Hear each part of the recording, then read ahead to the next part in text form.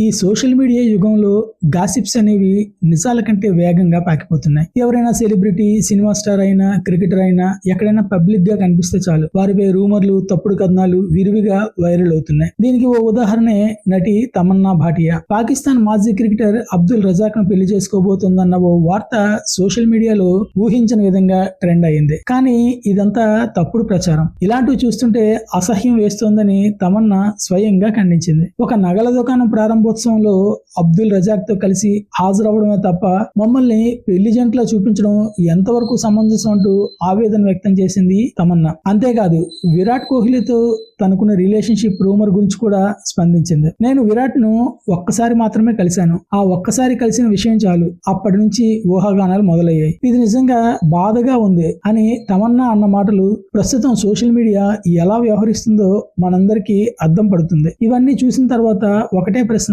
మిగిలిపోతోంది. ఒక ఫోటో, ఒక క్లిక్, ఒక క్షణాన్ని తీసుకుని నిజ జీవితాలపై తప్పుడు కథనాలు తయారు చేసే హక్కు ఎవరికైనా ఉంటుందా అని. వ్యూస్ కోసం మనం ఎంతవరకు వెళ్ళాలి? ఈ వీడియోపై మీ అభిప్రాయం ఏంటి? ఈ రూమర్లపై మీకేమనిపిస్తోంది? కామెంట్లో చెప్పండి.